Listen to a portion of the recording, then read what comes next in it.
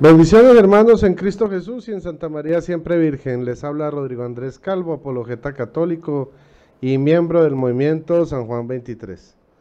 Bueno, a la tarde de hoy tenemos un programa especial de los hijos pródigos. Tenemos el testimonio de nuestro hermano Leonardo Abdala desde España. Nos va a contar su testimonio de conversión. Él tiene un canal en YouTube que se llama El Depósito de la Fe.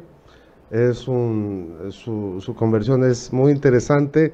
Es un poco distinta a mi testimonio de conversión, pero bueno, van a descubrir lo bonito y lo hermoso que es cuando Dios llama. Cuando Dios llama, pues Él hace su obra, Él hace su obra y lo tenemos aquí esta tarde con nosotros. Bendiciones, hermanito. Dios te bendiga, Leonardo.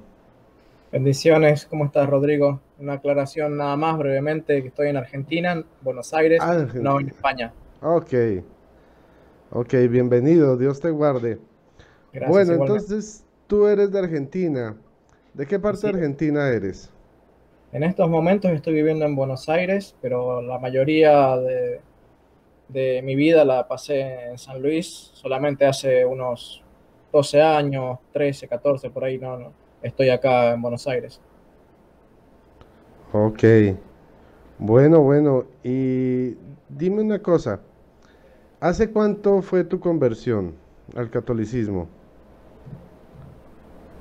Bueno, fui recibido hará algunos meses, hará 4 meses, 3 meses, pero mi conversión, la conversión de mi corazón propiamente dicho a la fe católica fue hace más de un año estudiando los padres de la iglesia. Hace más de un año. Sí. Ok, pero ¿tú naciste fuera de la iglesia católica o tú eras católico y te fuiste y regresaste? Mis padres eran de familia católica, la familia de mis abuelos eran católicos bastante practicantes, pero la familia de mis padres no. Eran católicos, pero no practicantes, y yo fui bautizado cuando fui de niño, pero después jamás me dijeron una sola palabra de Dios, ni siquiera de la existencia de Dios. Fueron una familia católica por los padres de ellos, pero no porque ellos tuvieran la convicción. Ok, Nunca me enseñaron ni me predicaron nada. De hecho, crecí como un ateo durante 21 años. ah caramba. O sea, no creías en Dios ni nada por el estilo. No, creía en la evolución, en la ciencia, discutía con mis compañeros de la universidad, que uno de ellos era justamente mi compañero de estudio, era un catequista católico, y discutíamos con él por el tema de la existencia de Dios, porque yo no creía y él sí. Ok, y bueno, y entonces, ¿cómo fue que llegaste a ese conocimiento de Dios? No fue justamente por un católico, sino porque mi hermano se puso de novio con una chica, que la madre de esa chica era evangélica, y bueno, a partir de ahí empecé a escuchar del Evangelio. Me predicaba mi hermano sobre el juicio, sobre el apocalipsis y el infierno. Y yo mucho no tenía tiempo para estudiar esas cosas porque estaba bastante ocupado con los estudios universitarios, o mejor dicho, no es que no tenía tiempo, uno no le quería dar tiempo, porque esa es la verdad. Pero en un momento dado, cuando termina el cuatrimestre, había aprobado todas las materias, no tenía nada para estudiar, entonces dije, bueno, vamos a ver qué se trata de esto. Tomé uno de esos libritos que se llama Gedeón, esos chiquititos que tienen simplemente el Nuevo Testamento, Salmos y Proverbios, y me leí el libro de Apocalipsis en un año. Y la verdad que se me despertó perdón, leí el libro de Apocalipsis en un día. Y la verdad es que se me despertó el bichito de la curiosidad, porque bueno, si era cierto estas cosas de Dios, eh, daba un poquito de miedo, digamos, este tema del infierno. Ellos, los evangélicos, siempre te entran por el tema del miedo, casi siempre. Eh, entonces, eso me llevó a seguir charlando con mi hermano, medio como que de mala gana por ocasiones, pero tardé algunos meses hasta que empecé a leer a los evangelios, uno después de otro, primero Mateo, después Marcos, después San Lucas, y cuando llego a Lucas capítulo 15, la parábola del hijo pródigo me quebranta, me doblega, me doy cuenta de que yo era como aquella persona que estaba gastando toda mi vida en las cosas sin sentido, en las cosas que ofendían a Dios.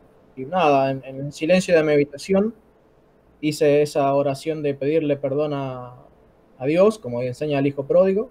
Padre, perdóname porque he pecado contra el cielo y contra ti.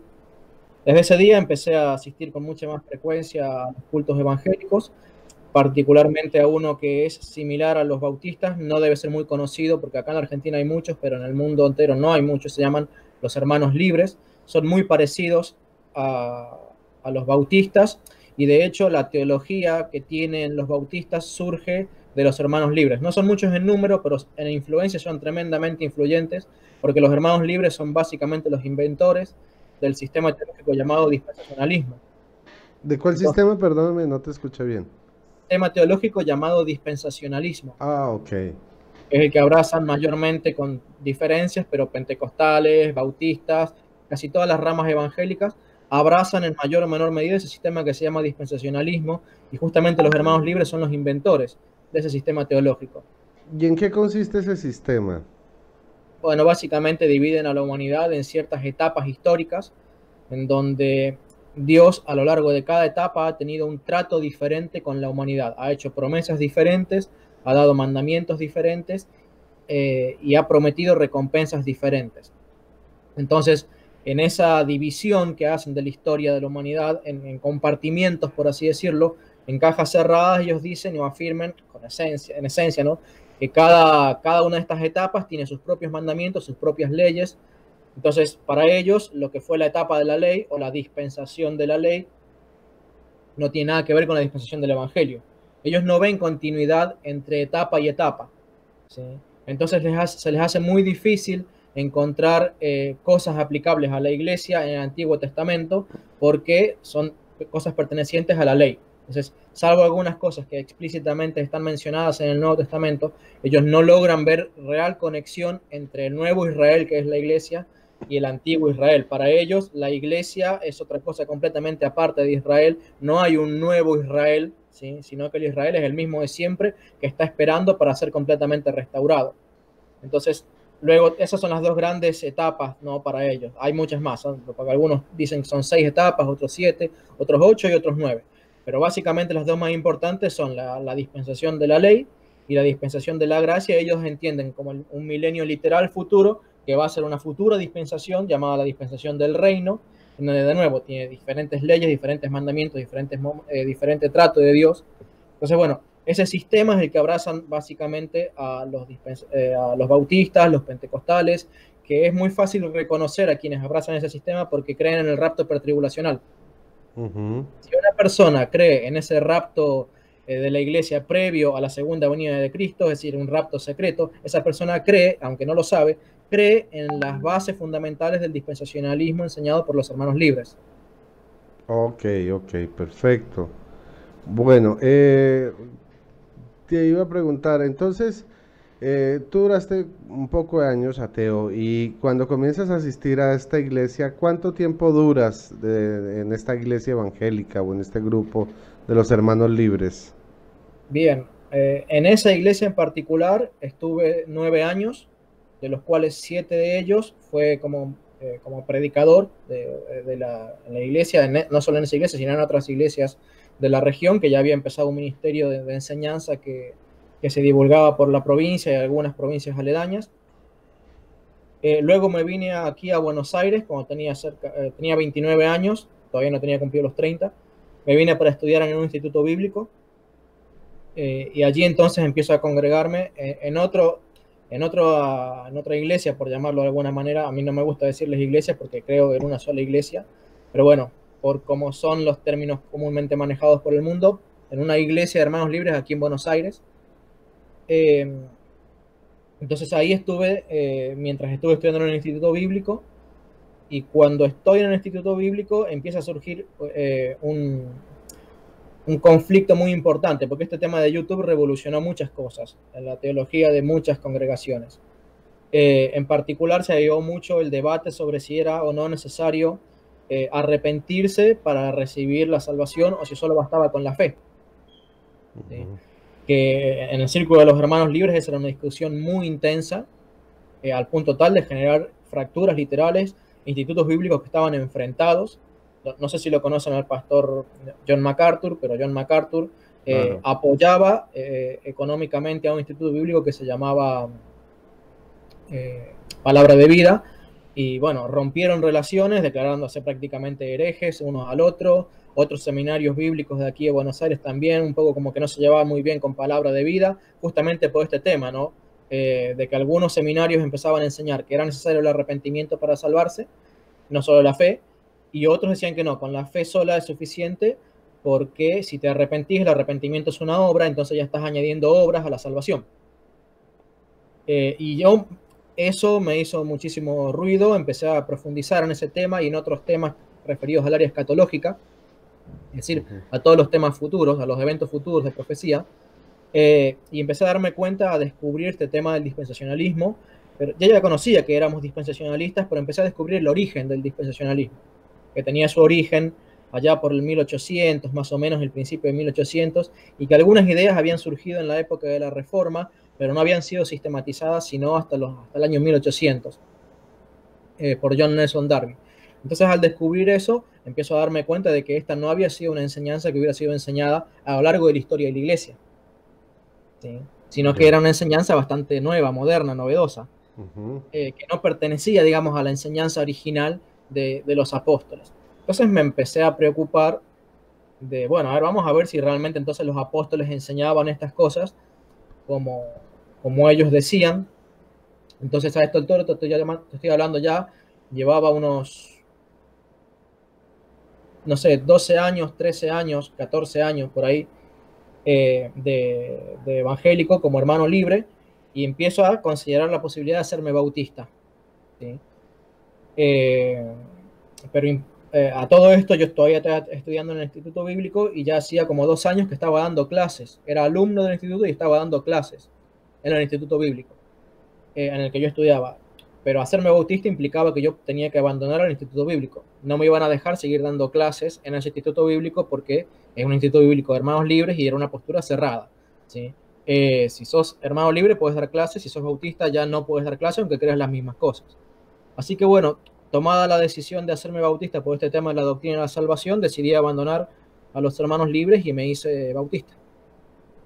Te hiciste bautista, o sea, pasaste de, a ver, del ateísmo saliste a los hermanos libres. Ahí Sí, empezaste a dar clases, tomaste tu formación y de ahí tomas una nueva decisión y saltas a los bautistas.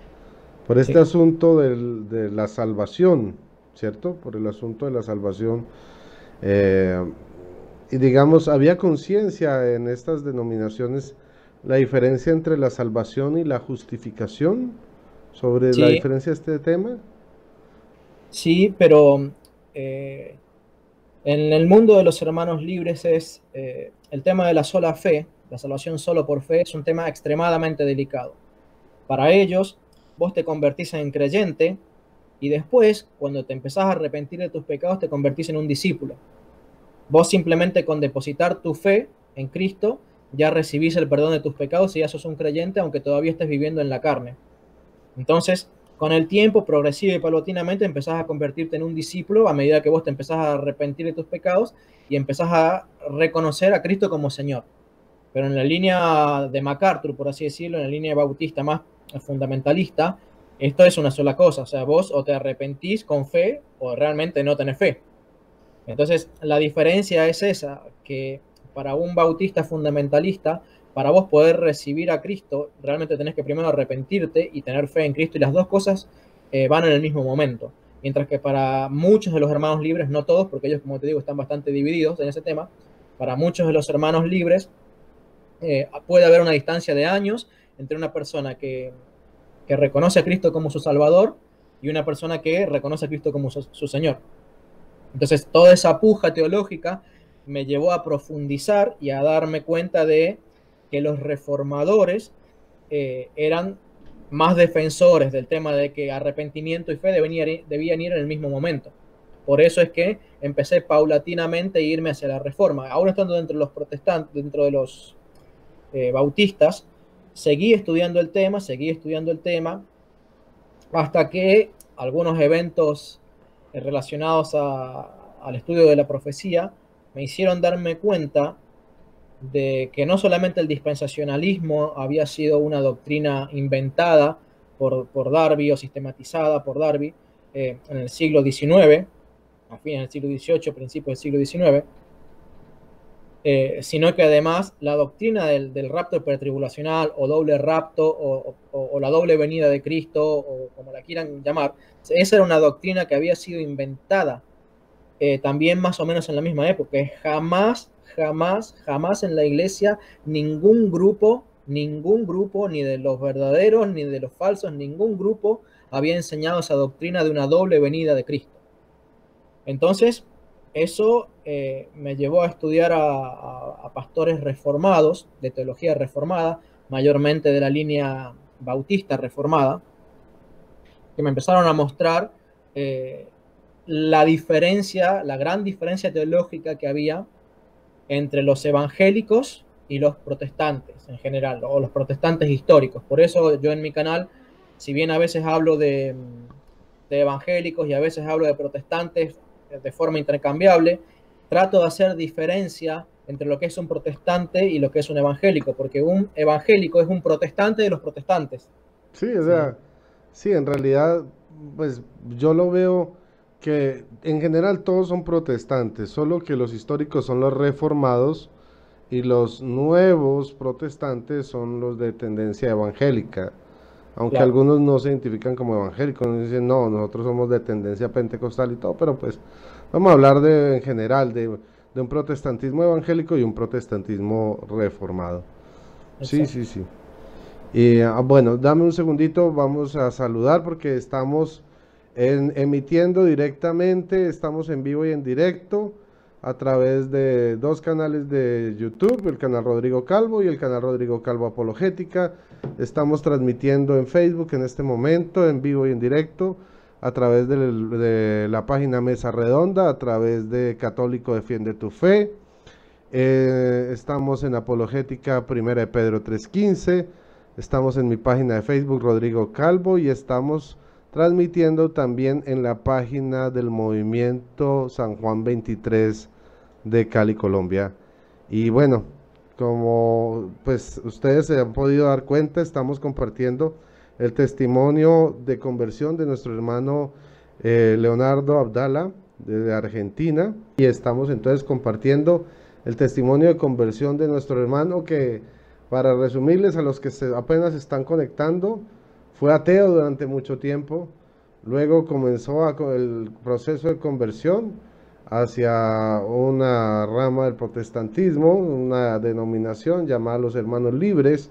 Ahí alcanzó el liderazgo y la enseñanza, pero de ahí pasó a los bautistas y en este momento él nos está narrando su experiencia y su vivencia dentro de los bautistas. Bueno, Leonardo, volviendo contigo, entonces, cuando tú llegas a los bautistas, ¿no percibes que también ellos están divididos entre bautistas del norte, bautistas del sur, que hay distintas vertientes de los bautistas, o tú simplemente te enfocas digamos, en la rama que más te llamó la atención e ignoraste el resto? No, particularmente esta congregación bautista es una congregación bautista independiente, por lo cual ellos tratan de no hacer mucho foco ni en denominaciones, ni en tradiciones bautistas siquiera, porque tampoco tienen comunión con todos los otros bautistas. Entonces ellos no hacen mucho hincapié en el tema de si son de la rama del sur, de la rama del norte, de la rama del oeste. No hacen mucho énfasis con eso. De hecho, no mencionaban las divisiones. Simplemente escogí esa porque estaba cerca de mi casa. Conocía a varios hermanos que habían sido hermanos libres y que se estaban congregando allí, que ellos me introdujeron, por así decirlo, a conocer a algunos jóvenes de allí, también poder empezar a establecer amistad con ellos, con lo cual tampoco había muchas opciones, ¿no? O sea, quería hacerme bautista, ellos escuchaban y seguían mucho a MacArthur, a quien en ese entonces yo seguía bastante, y bueno, nada, ya empecé a tener amigos, estaba relativamente cerca de casa, entonces no hubo muchas alternativas, así que con ellos me quedé al margen de que después con los años iría descubriendo todas las ramificaciones de los bautistas. Pero antes de empezar a preocuparme por esas cosas, yo ya había empezado a acomodarme, por así decirlo, ministerialmente en la enseñanza dentro de la iglesia bautista, aunque los bautistas son diferentes porque ellos tienen un pastor y el que predica normalmente es el pastor y tal vez alguno extra, pero yo había empezado a estudiar en los seminarios internos que tiene esa congregación y también el pastor me había dado la oportunidad de empezar a enseñar dentro de ese seminario bíblico. O sea, había dejado de enseñar en el Instituto Bíblico de los Hermanos Libres y había empezado a enseñar en un seminario bíblico que se llama CCBP, que es Centro de Capacitación Bíblica para Pastores. Porque aunque yo no era pastor, tenía deseos y aspiraciones de llegar a hacerlo en algún momento. Entonces estaba capacitándome en ese seminario y también dando clases. Y había empezado también al año siguiente a dar clases en otro seminario bíblico, que es este sí de los Hermanos Libres, pero no es el original en el que yo estaba. Y fue entonces estudiando un poquitito más, como te decía, estos temas escatológicos que empiezo a descubrir no solamente los problemas que tiene los bautistas evangélicos, por así decirlo, sino que empiezo a inclinarme hacia los bautistas reformados y empiezo a estudiar todas las doctrinas reformadas, los presbiterianos con su confesión de Westminster, los luteranos con su confesión de Augsburgo, y los bautistas reformados con la confesión de 1698, creo que es, o 1689. ¿Son los mismos anabaptistas o es otra ramificación distinta? Son como hijos descendientes de ellos. Los evangélicos son de alguna manera hijos de los anabaptistas, porque los anabaptistas fueron los primeros que empezaron a rebautizar, a no reconocer el bautismo de infantes. Entonces, todas aquellas ramas evangélicas que no reconocen el bautismo de infantes, de alguna manera son aprendices o discípulos o herederos de la tradición de los anabaptistas. Claro. En cambio, presbiterianos, anglicanos, luteranos, todos esos son los reformados tradicionales y ellos no son descendientes de los anabaptistas. Los bautistas reformados tampoco son descendientes de los anabaptistas, tampoco son descendientes de los reformados porque ellos tampoco reconocen el bautismo de infantes. Estos de la Confesión de Londres de 1689, ellos no reconocen el bautismo de infantes. Entonces, bueno, empecé a descubrir todo ese mundo de diferencias entre los evangélicos, que eran los protestantes de los protestantes originales y todas sus divisiones. Empecé entonces a pensar, bueno, esta fuera la pregunta que yo me hacía, ¿cómo hacían para convencer a sus membresías de que ellos tenían la razón y de que todas las demás decenas de miles de denominaciones que vienen en el mundo estaban equivocadas? Que era una duda que yo siempre tuve, pero para mí, bueno, o sea, como hermano libre, los hermanos libres son muy sectarios en ese sentido de que los demás, sí, algunos los podemos considerar hermanos y los demás, los pentecostales, los luteranos esto otro, porque su bautismo no es válido, sus ministros esto otro. Entonces tienen esa mentalidad de su verdad y nada más que su verdad. Pero cuando yo me pasé a los bautistas, empecé a darme cuenta que el sistema teológico que tienen los bautistas, a pesar de que es similar al de los hermanos libres, también es relativamente convincente. Y cuando empecé a estudiar a los bautistas reformados y a los luteranos y a los presbiterianos, me empecé a dar cuenta de que todos eran convincentes. O sea, todos tenían elementos que lograban, digamos, convencer si uno no tenía en cuenta una regla. Entonces digo, pero yo tengo que poder comparar de alguna manera todos estos evangelios, entre comillas, lo digo entre muchas comillas, evangelios, tengo que poder compararlos con un original. Tiene que haber un original que sea el que predicaron los apóstoles y todos los demás ser en mayor o menor medida pequeñas o mayores desviaciones. Entonces en ese entonces yo les llamaba así, pequeñas o mayores variantes, digamos, del evangelio original. Entonces, justamente estudiando con esto en mente, ¿no? Tratando de darme cuenta del tema de los sistemas teológicos, descubrir que había sistemas teológicos que todos parecían convincentes y coherentes, capaces de convencer a pastores y que hacían imposibles a los pastores de otras denominaciones entender y aceptar mi propio sistema teológico. Entonces, yo discutía con un texto con otra persona y la otra persona me refutaba a muerte ese texto, que estábamos hablando del mismo texto, pero lo interpretábamos tan diferente, ¿sí? Y yo me preguntaba, ¿por qué lo podemos llegar a interpretar tan diferente? O sea, ¿cómo es que con la sola escritura no podemos llegar a ponernos de acuerdo? ¿Por qué afirman que sola escritura es la solución para evitar las divisiones, que es la solución para llegar a una conclusión veraz, si uno es honesto, si uno es sincero, cuando en realidad lo que me estaba encontrando era que constantemente todas las denominaciones que tenían sola escritura se fragmentaban a diario, a razón de 5, 6, 10 denominaciones nuevas por semana, ¿sí? Y hoy ya van, creo que segundo, si uno es más conservador o menos conservador con las estadísticas, uno va por las 30.000 o por las 70.000 denominaciones en el mundo entero. No, ya pasaron las 100.000. Y es posible, sí. es posible.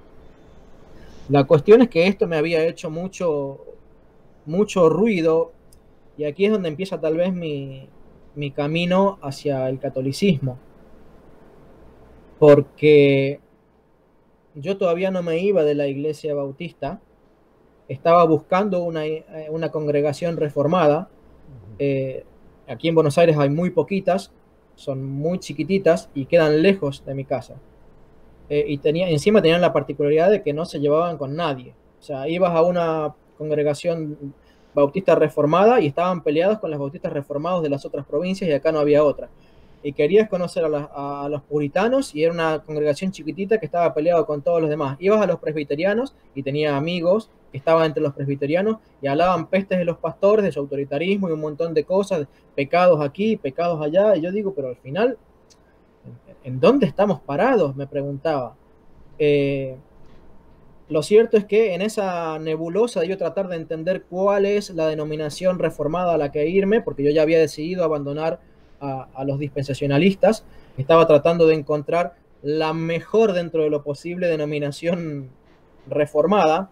Mi hija mayor entra en edad, o se empieza a acercar a la edad escolar, y nosotros tenemos acá cerca un colegio luterano. Y ahí, como los luteranos eran uno de los que yo estaba considerando, allí bautizan a los niños. Entonces empezamos a hacernos la pregunta, porque veía que entre las muchas discusiones que había entre las confesiones de los luteranos, los presbiterianos con los bautistas reformados, era el tema del bautismo. Y empecé a escuchar debates sobre ese tema, a ver cómo es que los luteranos y los presbiterianos defendían el bautismo de los niños en contraposición con los argumentos de los bautistas reformados y los evangélicos. Y empecé a darme cuenta de que los luteranos y los presbiterianos no solamente recurrían a la Biblia, como hacían los evangélicos, sino que recurrían a los padres de la iglesia. Sí, claro, eso es una gran diferencia. Y es que de hecho para las denominaciones de tipo evangélico, la patrística es casi como nombrar al diablo, porque para ellos es un mundo prohibido. Mientras que para los reformados sí hay un acercamiento, digamos, no completo, pero sí, Respeto. sí hay más acercamiento y más análisis hacia la patrística, mientras que para los evangélicos es un tema tabú, prohibido prácticamente. Tal cual, pero literalmente, a mí, cuando recién me había convertido en evangélico, me habían dicho que la Iglesia Católica se había corrompido con Constantino y que los hermanos libres eran la restauración de la fe apostólica. Y yo, recontento, me quise poner a buscar entonces los primeros escritos de los primeros padres, pensando que me iba a encontrar con la misma doctrina. Bueno, no sabía mucho en aquella época y debo haber elegido algunos padres no muy evangélicos que digamos. La cuestión es que me dejaron un poco confundido, y cuando fui a consultar por qué estos padres de la iglesia enseñaban cosas diferentes a los evangélicos, casi que me prohibieron leerlos. No es que me lo prohibieron, pero me aconsejaron seriamente: no leas los padres de la iglesia porque te van a confundir. Y ahora, mientras yo estaba en este proceso de la búsqueda, muchos años después, en este proceso de la búsqueda de una congregación reformada, me había puesto a estudiar el tema del arrianismo, porque había empezado a estudiar todas las doctrinas a la luz de la Reforma, y había empezado a leer más seriamente libros sobre historia de la iglesia y algunos libros de los padres de la iglesia, pero no los libros de los padres de la iglesia, sino libros protestantes que hablaban acerca de los padres de la iglesia, es decir, bien filtrado, bien pasajes seleccionados, muy oculta toda la doctrina real. Todo muy parcializado. Eso sí, muy parcializado, exactamente. Entonces, yo me pongo a estudiar este tema del arrianismo y cómo era realmente la doctrina, el arrianismo, el semiarrianismo, todos estos temas, y le consulto esto al pastor reformado al que yo estaba empezando a visitar. Recordad que todavía yo no me iba de los bautistas, pero estaba consultando y empezando a visitar una congregación bautista reformada. Y a este pastor bautista reformado le consulto por qué estos temas por el tema este del arrianismo y de los padres de la iglesia y por qué era tan intensa la lucha, y no me acuerdo qué otras preguntas. Me dice, no, pero no te pongas a estudiar los padres de la iglesia porque te pueden confundir. Y yo me acordé automáticamente de esto otro. Digo, pero caray, o sea, los evangélicos me dicen no estudias a los padres de la iglesia porque no te van a confundir. Los reformados me vienen y me dicen lo mismo, ¿sí? Entonces, ¿qué hay en los padres de la iglesia que realmente nadie quiere estudiarlos? O sea, si todos proclaman ser el evangelio original enseñado por los padres de la iglesia, ¿por qué no puedo leer a los padres de la iglesia con confianza? ¿En qué me voy a encontrar en los padres de la iglesia?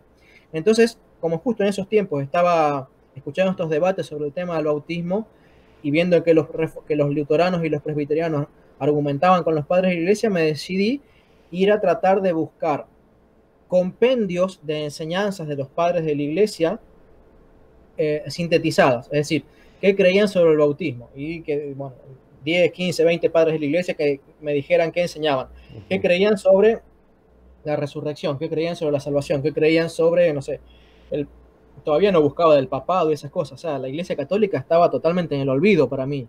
Yo, nada que ver con la iglesia católica. Pero empiezo a indagar en los padres de la iglesia, bueno, y empiezo a darme cuenta de que había un tercer grupo en discordia, que eran los menonitas, los anabautistas, y estos los grupos más radicalizados, ¿sí? Esos que viven en comunidades medios aislados.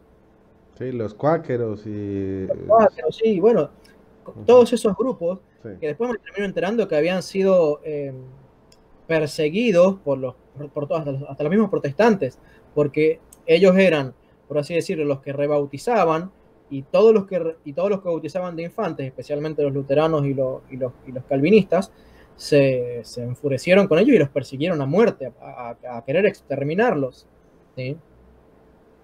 Y entonces empiezo a descubrir que justamente estos grupos que trataban de hacer estos compendios basados en los padres de la iglesia eran estos grupos, los cuáqueros, los anabautistas, los menonitas, y no tanto los reformados. Ya. O sea, como que los más radicalizados de la reforma trataban de basarse todavía más en los padres de la iglesia y eran más honestos en ese sentido de tratar de exponer la enseñanza de los padres de la iglesia, porque escribían libros y libros y libros acerca de los padres de la iglesia. Y había un ex pastor bautista llamado David Berkot, que escribió, como debe haber escrito más libros, ¿no? Pero yo me leí 3 libros de él. En todo este proceso, que me duró 4 años, desde que comienzo a salirme del dispensacionalismo hasta que me hago católico, duró como 4 años. Uno de los tantos libros que leí durante ese periodo fueron 3 libros de este pastor David Berkot, en donde, para mi asombro, él defendía la tradición apostólica. Él negaba la sola escritura, negaba la sola fe y negaba la sola gracia, porque enseñaba cómo es que los padres de la iglesia enseñaban esas cosas. Que los padres de la iglesia negaban la sola gracia, la sola fe y la sola escritura. Sí, claro. Él no se hacía católico. Él decía que la iglesia con Constantino se corrompió y que el concilio de Nicea arruinó a la iglesia, un montón de cosas que demostraban que él no era católico, pero él defendía un montón de las doctrinas que yo después terminaría descubriendo que eran católicas. Entonces, vos imaginate que yo ya había pasado por todos los sistemas teológicos. Estaba tratando de hacer comparaciones, establecer relaciones y diferencias entre todos los sistemas teológicos que estaba aprendiendo, tratando de dilucidar, de entender cuál era el sistema teológico el original. Yo quería eso, ese actor del partido quería el original. Quiero conocer el sistema teológico original. Y yo seguía buscando entre los reformados pensando que, o sea, entre las distintas ramas reformadas, pensando que alguno de ellos tendría son varias, muchas. Son muchas, decenas de miles. Pero tenía la esperanza de encontrar alguna que se pareciera lo suficiente como para decir, este grupo realmente se parece en todo a los padres de la iglesia. Pero mi sorpresa fue cuando en un momento dado, yo no me acuerdo ahora por qué, me canso, por así decirlo, de tanto... bueno, entra el tema de la sola escritura. Se ve acá algunos de mis libros, esa es la tercera parte de mi biblioteca. Me leí muchos libros de formación del canon de la Biblia y muchos otros libros que tienen que ver con la hermenéutica, con la interpretación de la Biblia, muchos. Los había leído años atrás, porque como profesor de instituto bíblico estás obligado a formarte bien. Claro. Entonces, empiezo a ver que había contradicciones serias Digo, ¿cómo puede ser que todos los libros que yo haya leído de mi biblioteca enseñaran la sola escritura, la sola fe y todas esas cosas? Y empiezo a darme cuenta que los padres de la iglesia, en ese entonces pensaba que eran algunos que enseñaban cosas contrarias. No me daba cuenta que eran todos los que enseñaban eso, ¿no? O sea, yo pensaba que era un grupito de los padres de la iglesia que enseñaba contrario a los libros que yo tenía evangélicos, a estos que tengo acá y estos que tengo acá al costado y enfrente mío. Entonces, digo, tengo que empezar a revisar entonces mi biblioteca, porque hay algo que está mal, hay algo que no me dijeron los libros de mi biblioteca. Y empiezo a leer y empiezo a darme cuenta de lo que era 2 Timoteo 3:16, que descubrí 4 cosas, que algunas ya las tenía descubiertas de mucho antes, pero es increíble como cuando uno arma el rompecabezas y ve la pintura, por así decirla, completa, Sí. cómo llega a entender ese versículo completamente. Lo primero que descubrí es algo que yo ya sabía, que ese término no se refiere, cuando dice toda la escritura es inspirada por Dios, se refiere al Antiguo Testamento, exclusivamente al Antiguo Testamento. Entonces yo decía, ¿cómo puede ser que nos basemos solamente en la Biblia y que queramos usar este texto para enseñar que solo nos tenemos que basar en la Biblia, cuando durante 380 años no hubo Biblia formal? Claro, y algo más curioso, o sea, el pensar que Pablo había escrito eso, que toda la escritura es inspirada por Dios cuando no se había terminado de escribir toda la Biblia. O sea, el último libro en escribirse fue el de Apocalipsis, por el apóstol Juan, ya cuando estaba preso allá en la isla de Patmos. Entonces, pues Exacto. curioso que Pablo dijera que toda la escritura estaba inspirada por Dios si no se había terminado de escribir todo el Nuevo Testamento. Y cómo en el protestantismo se utiliza este argumento ingenuamente para avalar a toda la Biblia. Y sí, es muy interesante descubrir que se refiere al Antiguo Testamento exclusivamente y a la discusión de la Septuaginta. La pregunta era entonces, ¿cómo podían los apóstoles escribir lo que luego sería Biblia si el mismo apóstol está diciendo en ese versículo, supuestamente, si supuestamente está diciendo en ese versículo, no podemos usar nada para enseñar en la iglesia que no esté en la Biblia, cuando la Biblia no estaba y además ellos estaban añadiendo a la Biblia, Así es. sin que fueran conscientes? Entonces ese fue el primer punto, el primer llamado de atención. ¿Cómo puede ser que sea real la sola escritura si acá los apóstoles están enseñando en la iglesia fuera de la autoridad oficial de la escritura? Punto número 1. Punto número 2. Los escritos de los padres de la iglesia que demostraban estos reformadores de los reformadores de los reformadores que no se hicieron católicos, ellos mostraban que los padres de la iglesia creían en la tradición apostólica y enseñaban algo muy importante, y es que los apóstoles usaban como Biblia la Septuaginta.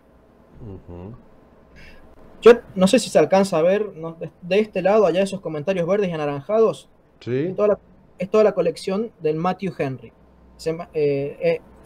Matthew Henry es un puritano que murió, no terminó de escribir su teología completa, su comentario bíblico, y la retomó Francisco La Cueva, un sacerdote católico apóstata que se hizo evangélico, ¿sí? Y él es el que termina de escribir casi el 70% de esos libros que son verdes. Pero como él era católico, él conocía a la iglesia católica desde adentro y siempre le gustaba en ese comentario ir comparando y mencionando ciertas cosas. Y él mencionaba, y yo me acuerdo de eso porque yo leía mi devocional diario en esos libros cuando era evangélico, además de la Biblia, por supuesto, para que ningún evangélico diga que yo no leía la Biblia, que la leí muchísimas veces, pero esos libros yo me los leía a diario, era mi lectura diaria también. Y esos libros enseñaban constantemente, y lo repetían todo el tiempo, de que los apóstoles enseñaban y utilizaban usando la Septuaginta. Y yo había leído en mis libros que la Septuaginta contenía los deuterocanónicos. Así es. Entonces yo empecé a cerrar todo el círculo. Digo, claro, Pablo no está diciendo con ese versículo que no se puede enseñar fuera de la Biblia, porque él está enseñando fuera de la Biblia. Está enseñando con elementos autoritativos que están fuera del Antiguo Testamento. Punto número 1. Punto número 2. Recordaba de lo que decía esos libros atrás, que los apóstoles enseñaban a partir de la Septuaginta, y eso se demuestra rápidamente porque el 90% de todas las citas del Nuevo Testamento están tomadas de la Septuaginta. Sí. ¿Sí? Sí. Vos podés agarrar y, por ejemplo, sacrificio de ofrendas no quisiste, has abierto mis oídos. Vos vas y buscas ese texto, bueno, no me acuerdo ahora cuál es el que dice el Antiguo Testamento y cuál es el que dice el Nuevo. Uno dice, has abierto mis oídos, pero cuando vas a buscar esa cita, no dice igual. ¿Y por qué no dice igual? Porque el texto del Antiguo Testamento que teníamos como evangélicos está tomado del texto masorético, del texto hebreo. Y los apóstoles no usaban el texto hebreo, usaban la Septuaginta. Y los apóstoles entonces ya tenían dos puntos. Primero, enseñaban fuera de la autoridad de la Biblia. ¿Sí? Sí. Segundo, utilizaban la Septuaginta. Tercero, el canon de la Septuaginta seguía el canon alejandrino, ¿sí? Y no el canon que tienen hoy los judíos, ¿sí? El canon de la Septuaginta tenía los deuterocanónicos. Sí, claro, sí. Entonces, ahí vino el cuarto punto, la cuarta verdad que yo descubrí. Y es, ese texto no está diciendo solo la escritura es autoridad en la iglesia, sino toda la escritura es útil en la iglesia. Es una gran diferencia. Si yo te digo a vos, Rodrigo, solo las pizzas son ricas, es algo muy diferente de si yo te digo todas las pizzas son ricas. ¿Entiendes la diferencia? Claro, todos sí. Los helados son ricos. Es algo muy diferente de decir solo los helados son ricos. Claro. Cuando yo digo solo los helados estoy rico, estoy diciendo todo lo demás es feo. Ajá. Cuando yo digo toda la escritura es inspirada, estoy hablando bien de la escritura. Estoy describiendo cualitativamente la escritura. Pero si yo digo solo la escritura es inspirada por Dios e útil para enseñar dentro de la iglesia, estaría despreciando todo lo demás. Pero el texto no está despreciando todo lo demás, está describiendo lo que es un texto inspirado. Cuando vos unís estos cuatro elementos que Pablo está enseñando fuera de la autoridad de la Biblia, que Pablo usa el canon alejandrino citando de la Septuaginta, y que la Septuaginta tiene en su canon a los deuterocanónicos, y si encima ese texto, lejos de estar diciendo que solo la escritura es autoridad en la iglesia, sino que está describiendo la belleza de la escritura, vos entonces ya no podés concluir la doctrina de la sola escritura. Ya no podés concluir sola escritura. Se cae totalmente. Se cae. Y cuando vos empezás a comparar eso y empezás a escuchar a los padres de la iglesia que te citan, por ejemplo, 2 Tesalonicenses 2:15, ¿no? Que ahí se menciona la palabra tradición, diciendo que la iglesia tiene una tradición oral y escrita. ¿Sí? Sí. O cuando vos lees el Evangelio de Juan, creo que capítulo 21, verso 25, si no me falla la memoria, cuando dice que Cristo hizo muchas cosas y dijo muchas cosas que no están escritas en este libro. ¿Sí? Sí. Y ahí empezás a ver que realmente los apóstoles enseñaban y predicaban cosas que no estaban en la Biblia. Así es, por ejemplo, Hechos 15 es algo que es increíble porque empieza la discusión sobre exigirle a los nuevos creyentes circuncidarse o no circuncidarse, porque Jesús no dejó nada dicho al respecto. Entonces ahí es donde ellos tienen que salir fuera de la Biblia, salir de las mismas palabras de Jesús y comenzar a tomar decisiones inspirados por el Espíritu Santo. Sí, o mismo en los Hechos capítulo 6, en la elección de los diáconos. Jamás instituyó diáconos Jesucristo. Exacto. Jamás les enseñó cómo hacer la consagración de los diáconos, y sin embargo fue una decisión de la autoridad de la iglesia el elegir diáconos, que dicho sea de paso, los diáconos no eran un cargo antiguo testamentario, como para decir, bueno, lo tomamos del antiguo pacto, no, lo inventaron ellos. Y también la manera, la de consagrar a los diáconos, lo determinó la iglesia, y no estaba en la escritura que ellos tenían en ese entonces, era la autoridad de la iglesia. Y como es un montón de cosas, la realidad, Rodrigo, es que cuando yo descubro que la iglesia primitiva, no solamente por el estudio de la Biblia misma, sino por las enseñanzas de los padres de la iglesia, cuando yo descubro que la iglesia primitiva no creía, mejor dicho, no conocía la sola escritura, sino que no creía en la sola escritura, sino en la escritura más la tradición apostólica, eso fue como abrir la compuerta de la libertad a poder estudiar a todos los padres de la iglesia sin ningún tipo de reproche o cargo de conciencia intelectual. Mucho tiempo después tardaría en darme cuenta de que eso que vos tenés allí en el fondo de tu escritorio, que es una biblioteca, también te está saliendo de la escritura. Son un montón de escritos entre comillas apócrifos o no canónicos, ¿sí? que no son canónicos ni inspirados y sin embargo los usás para estudiar. Y lo mismo digo yo de todos estos libros que tengo acá, y lo mismo digo de todos los libros que utilizan los pastores para estudiar. Son libros no canónicos que en la autoridad de lo que esos libros dicen, se van y se pueden enseñar en la iglesia y a citar esos pastores a esos libros. Entonces yo me di cuenta, a partir de todo esto, es que me doy cuenta de que la iglesia primitiva, los escritos de la iglesia primitiva, son un comentario bíblico de primera mano, los mejores maestros bíblicos que podría llegar a tener en mi vida. Sí, claro. Y cuando empiezo a descubrir este tema de la sola escritura y empiezo a descubrir las mentiras que tenían los libros protestantes que yo tenía, acerca de interpretación de la Biblia, acerca de los padres y la iglesia, acerca de las doctrinas que creían los padres y la iglesia, empiezo a comparar libros con padres y la iglesia, libros evangélicos con padres y la iglesia, los empiezo a comparar y empiezo a darme cuenta que están llenos de falsedades y de mentiras, o tal vez errores por ignorancia, pero lo cierto es que no coincidían en muchas cosas las enseñanzas de los libros evangélicos con las enseñanzas de los padres de la iglesia, y tuve que tomar una decisión fundamental. Dejé de estudiar a los libros evangélicos, los guardé, es más, los empecé a vender. Los empecé a vender porque ya no confiaba, después de haber visto tantas mentiras en los libros evangélicos, empecé a elegir a los padres de la iglesia como mi comentarista bíblico. Y empecé a leer a los padres de la iglesia de primera mano, o sea, me compré libros sobre los padres de la iglesia y me compré libros que tenían los textos originales de los padres de la iglesia. El siglo I, II, III, incluso dejé de lado las compilaciones de textos que fueron muy buenas en mi vida, porque me abrieron la cabeza en un montón de cosas, pero también corría el riesgo de ser parciales, que fueran selecciones, por así decirlo, claro, de textos acomodados para preparar la teología de algún grupo reformado.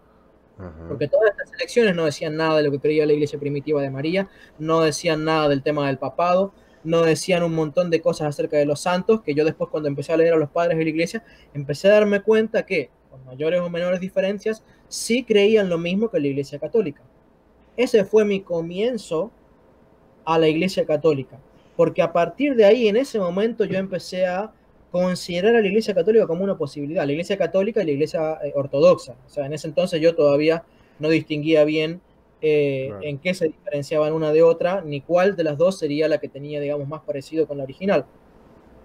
Pero yo le iba compartiendo a mi esposa todas las cosas. Ella, mientras éramos reformados y nos quedáramos con los protestantes, realmente ella me seguía, asentía, obviamente, teológicamente ella iba bastante detrás de mí, digamos, aceptando lo que yo le decía, creyendo algunas cosas, pero otras le resultaba un poco difícil.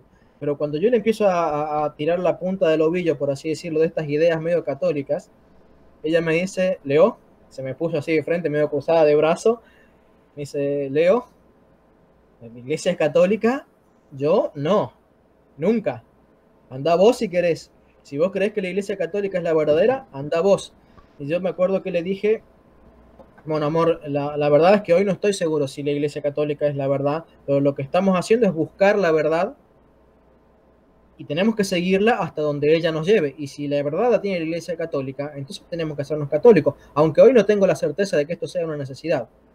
Pero la cuestión es que sigo estudiando, leyendo y leyendo y leyendo y leyendo, hasta que simplemente leyendo los padres de la iglesia del siglo I, mira lo que te digo, del siglo I, me bastó para encontrar de forma concluyente o en semilla el 80%, y digo 80%, puede ser 70, puede ser 90, es un número diciendo la gran parte de las doctrinas de la iglesia católica. Siglo I. Entonces, a alguien que se le enseñó toda la vida de que la iglesia católica la fundaron en el siglo IV, con el concilio de Nicea y Constantino, y de que fue a partir de ahí que se empezaron a inventar todas las doctrinas, y que en el siglo XI se inventó tal dogma, y que en el siglo VII tal dogma, y que en el siglo XVIII tal dogma. Yo creía eso, de que la iglesia católica era una inventora de dogmas a lo largo de la Edad Media. Imagínate la sorpresa que yo me llevo cuando empiezo a encontrar todos esos dogmas enseñados, con palabras más simples, pero enseñados en el siglo I. ¿Me entendés? Ya había empezado a vender libros protestantes porque desconfiaba de ellos por la cantidad de mentiras que algunos decían. Y estoy hablando no de libros protestantes que sean de autores poco reconocidos. Estoy hablando de los top. Sí, claro. Ya había empezado a desprenderme de muchos de esos libros porque ya había visto que eran mentirosos. por ignorancia o por mentira voluntaria, no lo sé, pero mentirosos.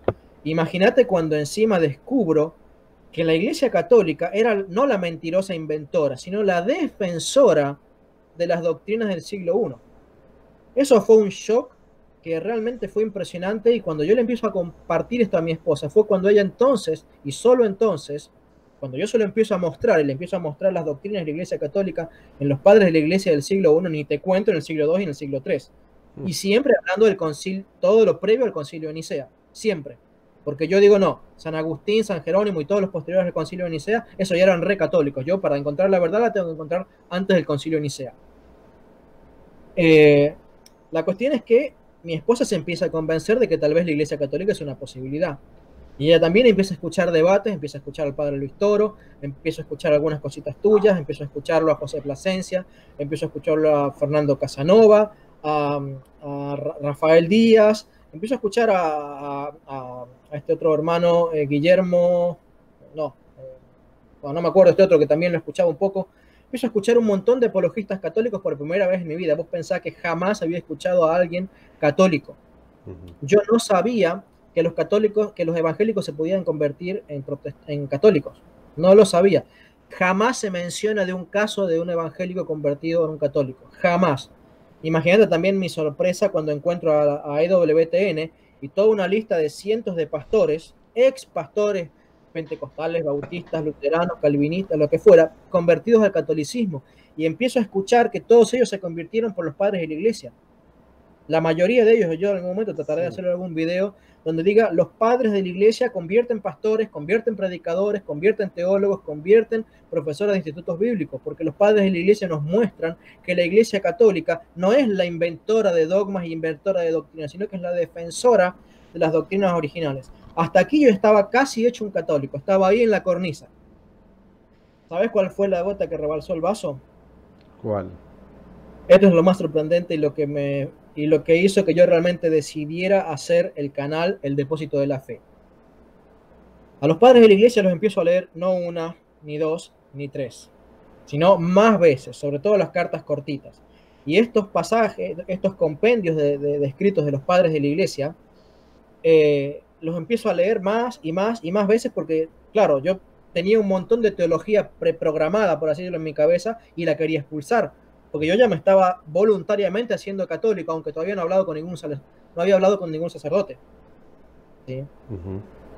Entonces, ¿cómo reprogramaba mi cabeza? Bueno, leyendo y leyendo y leyendo y leyendo los padres de la iglesia y cómo ellos explicaban la Biblia. Entonces empecé a tener estas dos cosas, estas dos fuentes de información para mi vida. Y oraba, Señor, saca de mi corazón, saca de mi mente lo que sea mentira.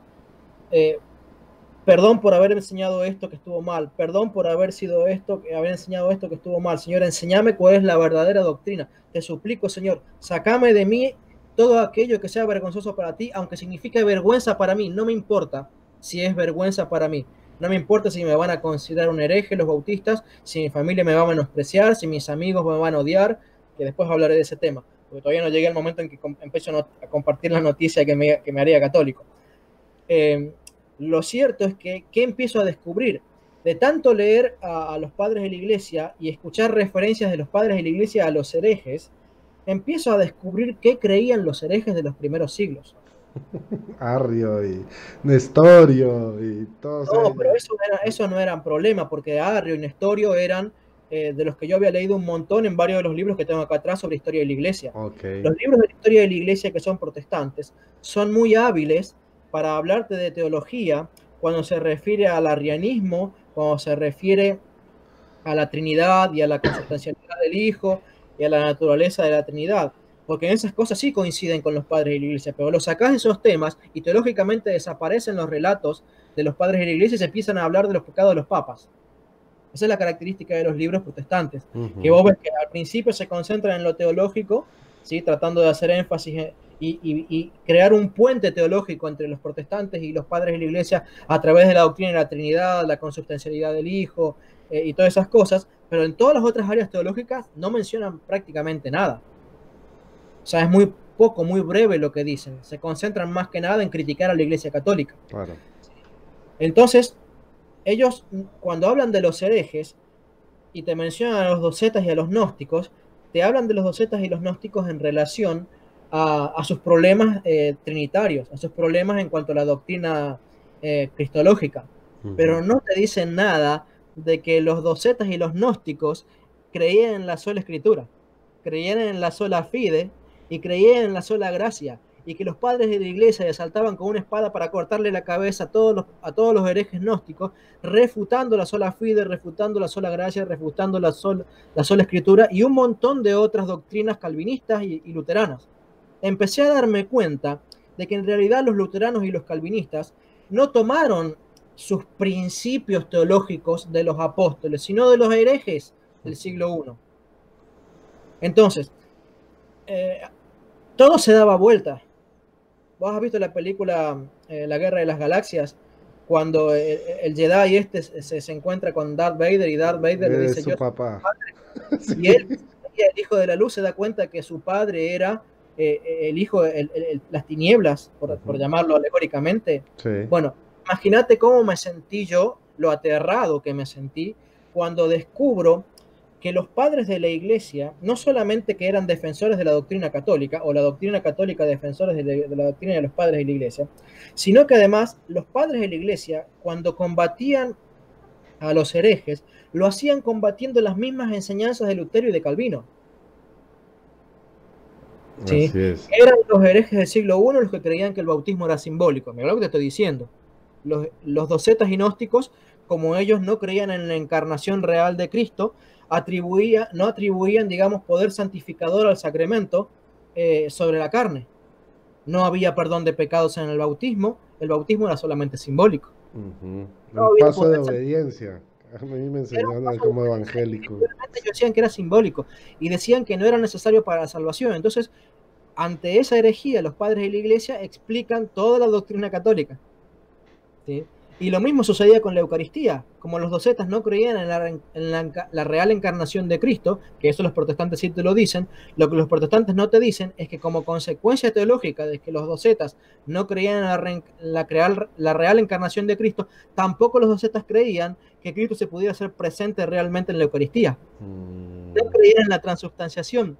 Decían que era un mero acto simbólico que no era presente. Entonces, San Ignacio de Antioquía dice: los herejes se apartan de la oración y de la Eucaristía porque no creen, no confiesan que la Eucaristía es la carne de Cristo, la misma carne que padeció en la cruz y la misma carne que fue resucitada.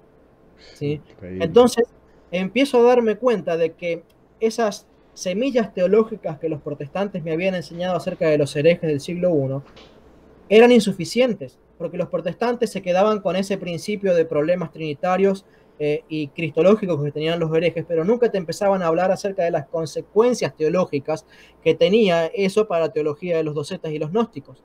Entonces, cuando los padres de la iglesia refutan a los docetas y a los gnósticos, empiezan a tocar todas frases que después son frases que encontrás en los libros calvinistas y luteranos y de los evangélicos. Como que el bautismo es solamente un símbolo, que el bautismo no salva, como que no es necesario para la salvación, que la Eucaristía es simbólica, que no hay gracia efectiva de Dios, que no creían en los sacramentos, y los padres de la iglesia empiezan a defender los sacramentos, los llamando así, sacramentos. Bueno, tampoco creían en el pecado. Vos fíjate lo que dice Primera de Juan, ¿no?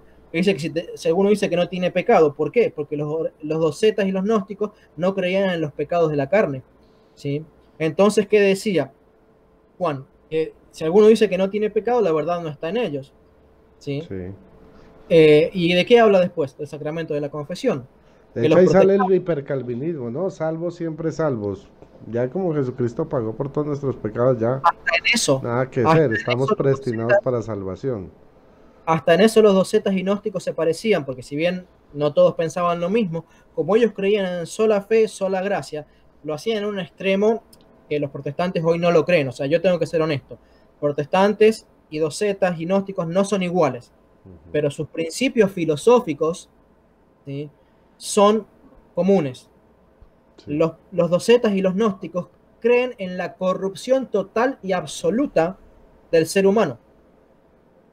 ¿Entiende? Que esa es la base teológica de toda la doctrina de Calvino. Sí. Porque entonces, al ser absoluta la corrupción teológica, la corrupción moral del ser humano, y el ser humano ser incapaz de hacer cualquier obra buena para Dios y que ésta le sea agradable, él decía, entonces, solo gracia. solo la gracia, porque lo que el hombre puede hacer no puede salvarlo, no puede haber obras meritorias para la salvación del hombre. Lutero también diría lo mismo. Y los docetas y los gnósticos enseñaban lo mismo. Entonces los padres de la iglesia le empiezan a decir, enseñar a la iglesia, no, tengan cuidado de los herejes, porque los herejes enseñan que las obras no son necesarias para la salvación. Ellos creen que solo con su fe intelectual se salvan.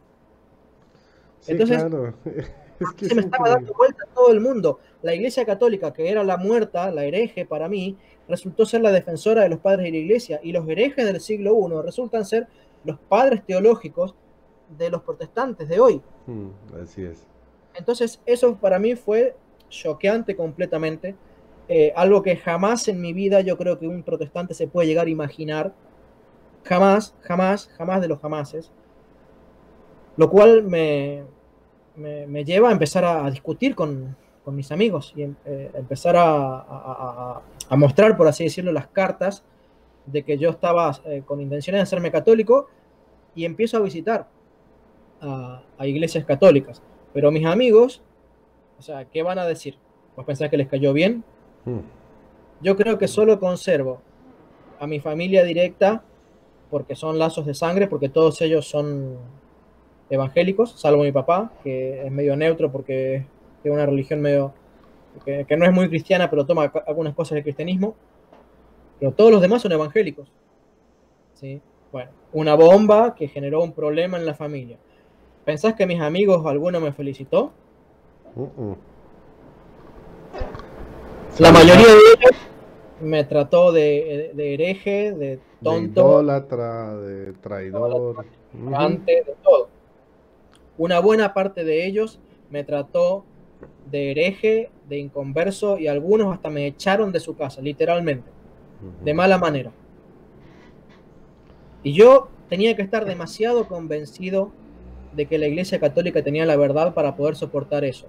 Porque de estar teniendo un ministerio creciente, de ser profesor en 2 institutos bíblicos, tener un ministerio creciente y, por así decirlo, estar siendo considerado para el diaconado y posterior pastorado por la iglesia donde me estaba congregando.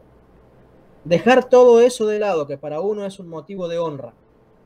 Dejar todo eso de lado para abrazar el odio de esas mismas personas a las que vos amabas y les querías predicar lo que habías descubierto en los padres de la iglesia.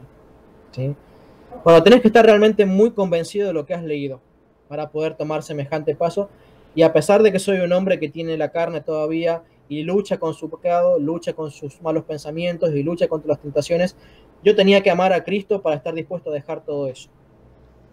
Entonces, decido empezar a reunirme con sacerdotes católicos, a pesar de que había gente que me estaba literalmente maldiciendo. Maldiciendo, maldiciendo y maldiciendo. Y bueno, empiezo a ir a unas iglesias de la zona. Es curioso porque uno de los sacerdotes, el primer sacerdote con el que hablo, me dice: ¿y vos qué haces convirtiéndote en católico con la crisis que está atravesando la iglesia católica? Digo, mira, la iglesia católica puede estar atravesando una crisis, pero siempre estuvo en crisis las iglesias. Así La es. iglesia católica en los siglos primitivos también estuvo en crisis, y los cristianos se salían de las herejías y se hacían católicos igual, aun cuando la crisis involucraba no solamente problemas teológicos, sino además persecución. Entonces, este sacerdote, cuando veía que yo le hacía preguntas bastante profundas, porque yo le hablaba mucho de los padres de la iglesia, él me deriva a otro sacerdote que tenía un poco más de conocimiento porque era profesor en un seminario católico. Ya. Entonces empiezo a verme con este sacerdote, este otro sacerdote católico, lo visito varias veces, me resuelve varias dudas, pero bueno, yo tenía preguntas bastante puntuales de la historia de los padres de la iglesia, que digamos como que no es de dominio normal de la mayoría de los sacerdotes, porque requiere tal vez de un sacerdote que sea más bien un apologeta para poder responder a preguntas tan específicas, ¿viste? Porque no es que tuvieran mala voluntad, sino que yo por ahí, como era preguntas propias de un apologeta evangelista, Sí, claro. quería respuestas de un apologeta católico. ¿Sí? Entonces,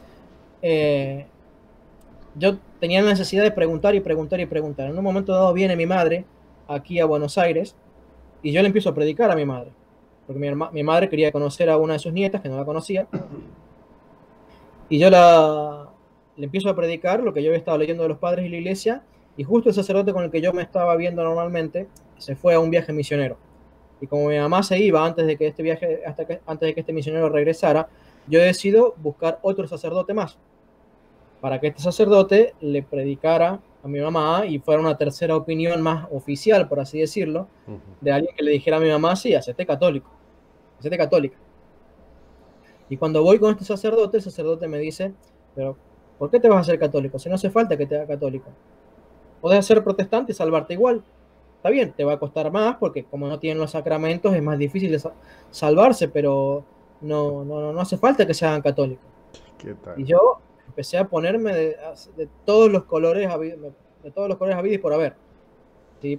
Porque digo, ¿cómo puede este sacerdote estar diciendo lo contrario a lo que decían los padres de la iglesia?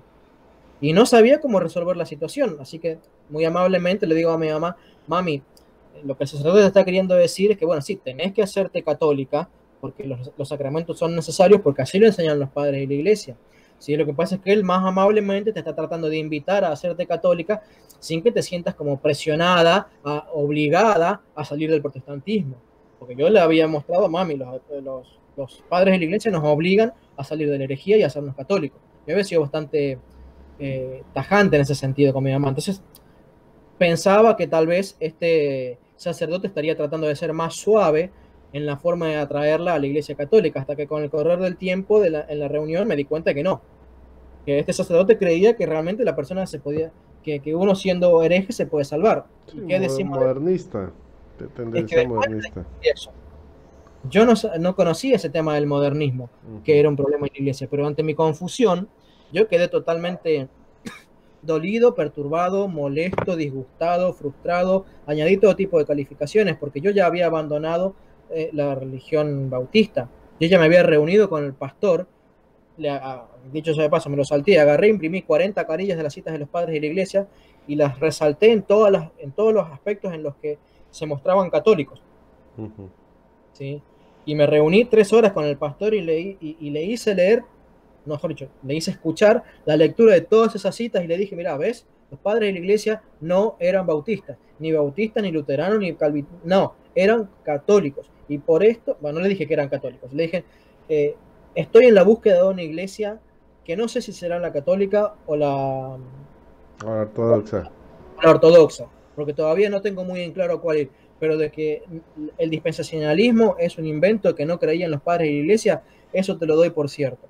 ¿Sí? Entonces, bueno, o sea, obviamente los dos nos queríamos mucho porque si yo estaba siendo considerado para el diaconado y futuro pastor, evidentemente me tendría que haber llevado muy bien con ese pastor, así que la charla fue muy amable, con mucho afecto en ese sentido, pero bueno, nos despedimos y yo nunca más lo he vuelto a ver. Lo cierto es que yo ya había abandonado todo y todos me habían abandonado a mí también. Habían muerto a los evangélicos, habían muerto al protestantismo. ¿Sí? ¿Y cómo haces cuando vos querés introducirte en una religión católica y un católico te dice que todo lo que dejaste atrás es inútil? Se te cae el mundo. Claro. Literalmente, se te viene el mundo abajo.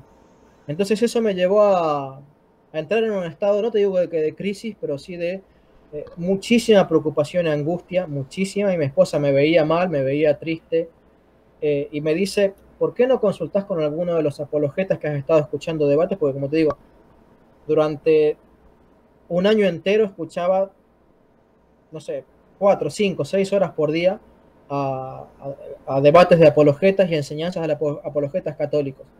Y tal vez con el que más me había identificado era con José Plasencia, no porque él fuera mejor que otros, sino porque él había sido bautista. Y él había sido pastor bautista y también profesor de un seminario bíblico. ¿Sí? Y también él había pasado por los padres de la iglesia. Entonces, de alguna manera, me sentía más identificado con él por el parecido que tenía su testimonio con el mío. Entonces decido escribirle, contarle mi situación, mi angustia, y entre charla va y charla viene, en un momento dado le dije, bueno, ya basta, o sea, ¿cómo es esto posible de que la iglesia esté así? Que yo encuentro que los padres de la iglesia muestran una iglesia católica y hay sacerdotes que demuestran otra iglesia católica. ¿Sí? ¿Por qué estas dos iglesias católicas? ¿Sí? Que se hacen llamar católicas. Entonces él me explicó el tema del modernismo, qué sé yo, y busca una parroquia acá en Buenos Aires que, no, que le pareciera a él de doctrina más conservadora, y encontró la capilla del sacerdote Javier Oliver Rabasi. ¿Sí? No sé si lo conoces. No. Bueno, es un sacerdote que tiene un canal en YouTube que se llama Que no te la cuenten. Es el dueño, él es el dueño de este blog y es el párroco principal de esta capilla. Entonces, José Plasencia me pone en contacto con este párroco y yo vía mail a través del blog de él me contacto y concertamos una cita. Entonces empiezo a contarle mi testimonio, mis dudas, mis inquietudes, mis temores, mis frustraciones. Y bueno, él, como él es justamente una apologeta en historia de la iglesia, ¿sí? Y yo venía con todo mi trauma teológico o mi transformación, más que trauma, toda mi transformación teológica venía de la mano de la historia de la iglesia. Fue como el anillo que necesitaba mi dedo, por así decirlo. Entonces decidí empezar a congregarme ahí, a reunirme en esa capilla. La iglesia me recibió muy bien, realmente. El padre, al finalizar la misa, anunció que nosotros con mi esposa estábamos ahí. La iglesia, al terminar la misa, vino, nos abrazó, algunos con lágrimas de emoción. No podían creer que con la crisis que está pasando en la iglesia hoy, un protestante, encima un profesor de Biblia protestante, se haya convertido al protestantismo. Nos preguntaban por el testimonio, todo. Bueno, la cuestión es que empiezo a asistir ahí. Allí hay otro sacerdote al que le delegaron también mi catecumenado. Empiezo mi catecumenado.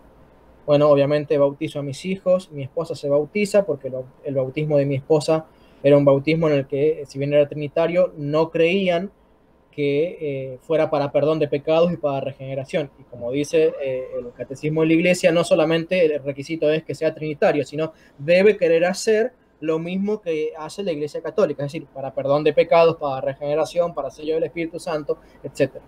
Entonces la bautizaron a ella también. Como yo era bautizado católico, a mí no me tuvieron que bautizar.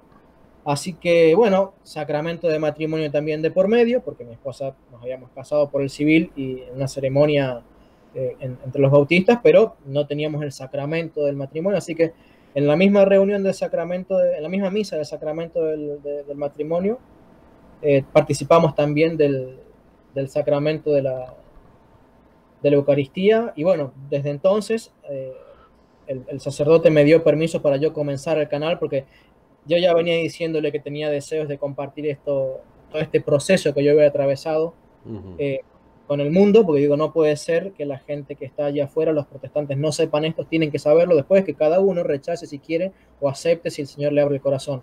Pero no puede ser que el mundo protestante evangélico viva en la ignorancia de estas verdades.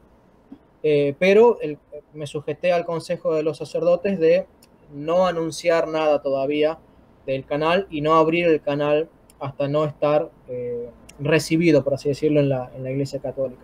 Así que bueno, ahí comencé con el canal. Ya llevo unos cuantos videos justamente hablando de los padres de la Iglesia, la relación que hay entre los padres de la Iglesia y la Iglesia Católica. Es un canal apologético, en donde refuto las doctrinas de los evangélicos, apoyo las doctrinas de los católicos, muestro de a poquito, porque cada video, a pesar de que son largos, no te da para mucho, digamos. Son tantas las cosas que hemos estudiado en todos estos 4 años que ¿cómo resumís eso en un solo video, no? Claro. Así que bueno, ahí estamos con esta tarea de tratar de compartir con los hermanos separados que están en el error, que están en algo que no es la iglesia de Cristo, que hay una sola iglesia de Cristo y que esa iglesia es la católica, y que todos los demás son religiones que se parecen, que tienen apariencia de cristianismo, pero no tienen la doctrina del cristianismo. Son fundadas por hombres y de hecho yo creo firmemente que cuando en la Reforma Protestante se establece la sola escritura y la libre interpretación de la Biblia, esas dos combinaciones resultaron fatales porque fueron el punto que dio la resurrección a todas las antiguas herejías que la Iglesia Católica ya había superado. Pero a partir de la combinación de estos dos principios, que son la sola escritura y la libre interpretación de la Biblia, todas esas herejías empezaron a renacer y a combinarse entre sí, creando nuevas herejías, nuevas deformaciones de la fe, y por eso es que hay tanta división en el protestantismo. de la misma manera en la que esa doctrina, al ser inventada, dio origen a todas las otras doctrinas nuevas y novedosas y heréticas, esa misma doctrina, cuando se cayó, fue la que me abrió el camino para conocer lo que estaba escrito en los padres de la iglesia y conocer el verdadero evangelio. No el evangelio adulterado que tienen los evangélicos, que dice el apóstol Pablo, que si alguno predica otro evangelio, el tal es anatema. ¿Sí? Entonces, es descubrir no cuál de todos los evangelios es el mejor, sino cuál es el original. ¿Cuál es el verdadero? Sí. ¿Cuál es el dejado por Jesucristo, los apóstoles? Y es pronunciado por los padres de la iglesia. Maravilloso tu testimonio, increíble. ¿Quieres contarnos cómo es que se llama tu canal, por favor? Se llama El Depósito de la Fe, y justamente lo llamo así, Depósito de la Fe, porque descubrí, por así decirlo, que en la tradición apostólica convivían no solamente las enseñanzas e interpretaciones del Antiguo Testamento, sino las enseñanzas e interpretaciones de las enseñanzas del Señor Jesucristo y las enseñanzas e interpretaciones de los apóstoles. Y que ellos llamaban a ese conjunto de enseñanzas, las llamaban el depósito de la fe, que es no solamente datos históricos, sino interpretaciones acerca de la Escritura. ¿Cómo se interpreta correctamente la Escritura? ¿Sí? Eso es el depósito de la fe. El Evangelio no solamente es los datos de los dichos hechos por Jesús, sino la interpretación y qué significa los dichos de Jesús y los dichos de Moisés y los dichos de los profetas. Entonces, todo eso se le llamaba el depósito de la fe o mi evangelio o el buen depósito. Entonces, quiero defender justamente eso. ¿Sí? Y cómo eso es lo que enseña y defiende la Iglesia Católica. Y cuando vos vas al catecismo, en la primera página del catecismo de San Juan Pablo II, dice Fidei Depositum. La primera palabra que dice. Sí, claro, claro. Bueno, por eso mi canal se llama El Depósito de la Fe. Qué bueno, y es un canal en YouTube, ¿cierto? Sí, de momento no tengo... Lo tienes en Facebook. Una página en WordPress, pero la uso más que nada para colgar ahí online los documentos de los padres de la iglesia, cosa de que alguien quiere leer los padres de la iglesia, los puede encontrar ahí para descargarlos y leerlos de primera mano, como hice yo. Maravilloso, eso es muy bueno. ¿Cómo se llama tu página en Facebook para poder descargar todos Facebook, aquellos que tienen curiosidad? ¿Cómo? No es una página de Facebook, es una página en WordPress, se llama en WordPress. eldepósitodelafe.wordpress.com. Ok, depósitodelafe.wordpress.com. Para todos aquellos que quieran conseguir textos de la patrística original completos, que puedan degustar lo que creían nuestros padres de la iglesia. Parece maravilloso y me encanta escuchar cada testimonio de conversión, porque el Señor suscita. Definitivamente la sabiduría del Señor es multiforme, porque a mí me trajo a través de la sola escritura, yo me convertí, pero a ti te trajo a través de la patrística. Y hay otros hermanos que han tomado otros que venían del sedevacantismo o del benevacantismo, que atacan la iglesia como tal, y cómo el Señor los trae allá y los trae con un propósito. O sea, se alimentaron, bebimos de esas fuentes, sabemos lo que ellos piensan, lo que ellos enseñan. ¿Para qué? Para hoy en día defender la iglesia de Cristo de todos esos ataques. El Señor permitió que estuviéramos en esos caminos para ahora estar aquí defendiendo su iglesia y trayendo más almas a Cristo. Y eso me parece muy lindo, y no lo hace de una sola forma, lo hace de miles de formas, porque la iglesia es atacada por todo el mundo, por satanistas, por ateos, por protestantes, por gnósticos, por marxistas, todo tipo de personas. Y el Señor llama de esos mismos lugares, llama a gente para formar su ejército, ¿no? Y eso es muy lindo, muy bello. Gracias a Dios, pues hermano. De más está decirles, Rodrigo, que bueno, me encantaría que muchos de tus seguidores pudieran suscribirse a mi canal y también escuchar los videos que hago, porque realmente cambian la mente. Para los que están, y tengo muchos suscriptores que me dicen eso, ¿no? Que estaban ahí dudando que la Iglesia Católica esto, que esto otro, que con la crisis, que el Papa, que los sacerdotes, que los pecados, que el sínodo, y cuando empiezan a descubrir a través de la patrística la veracidad de la Iglesia Católica. Dice, yo de ahora no me muevo más de la Iglesia. Y muchos acuden al canal, que esto le pasa también a otros canales de apologetas, ¿no?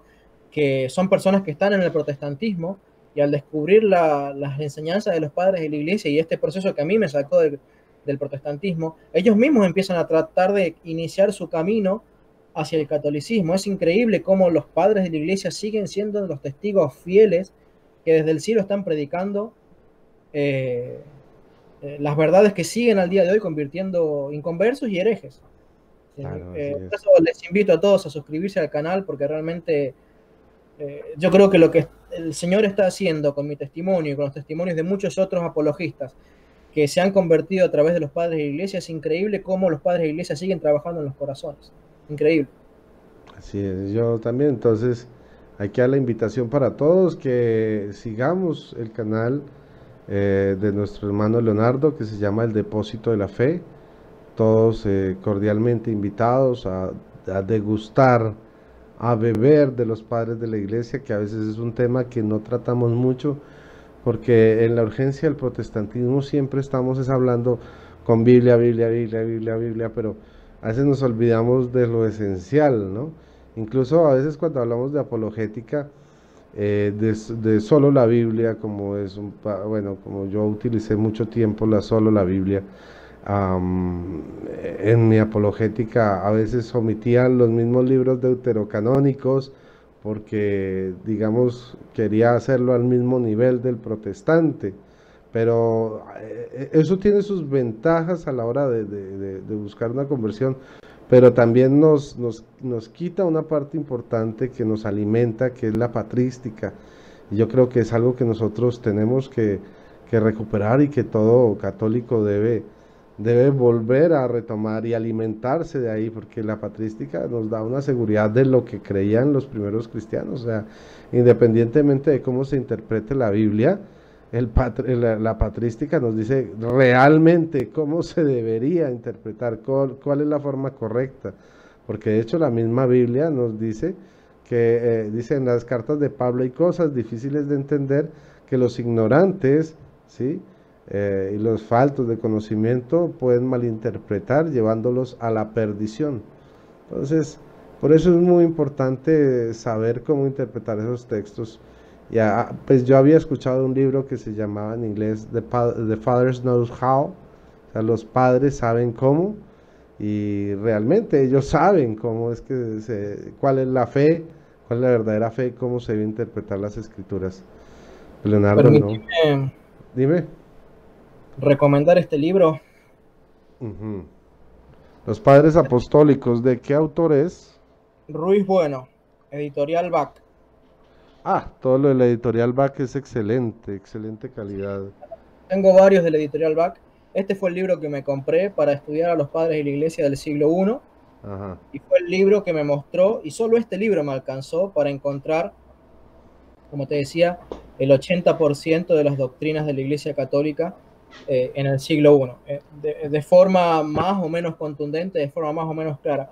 Pero volviendo un poquito a lo que decís vos, Rodrigo, acerca de la necesidad de incluir en nuestra apologética a los padres de la Iglesia. Vos y yo creemos en escritura más tradición apostólica. De hecho, nuestras doctrinas se basan en eso. Y si se basan en eso, entonces no podemos olvidar esa segunda pata, ¿sí?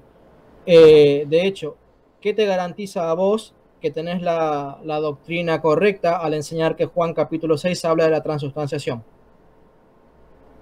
¿Qué te asegura a vos que Jesús cuando dijo, el que no come mi carne y bebe mi sangre no tiene vida eterna, que eso se refiere a la misa al momento de la transubstanciación? ¿Quién te garantiza que sos vos el que tiene la razón? Eso no lo garantiza solamente el testimonio de los primeros creyentes. Nadie Es la más. doctrina original. Sí, es la los doctrina originales. apostólica.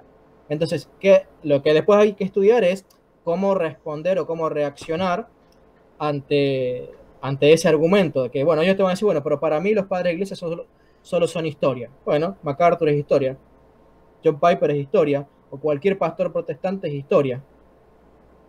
tenerlo en tu biblioteca. Si no querés considerarlo de mayor autoridad, por lo menos tomate el trabajo de leerlo y dejar que él te explique la Biblia como la entendían en el siglo I. ¿Sí? Después te pueden llegar a decir, no, pero que entre ellos no se ponían de acuerdo. Bueno, decime en qué cosas no se ponían de acuerdo y te voy a mostrar que eran cositas pequeñas en comparación con todo lo otro en lo que sí estaban de acuerdo. Que el bautismo era para salvación y regeneración, en el perdón de pecados, en la autoridad de Roma, en la transubstanciación, etcétera, etcétera, etcétera, etcétera. O sea, uno empieza a encontrar que cuando les empezás a mostrar la patrística, no saben para qué lado correr, porque no tienen argumentos, no saben, ellos piensan que la transubstanciación es un invento del Concilio de Trento, que el papado es un invento del siglo XI.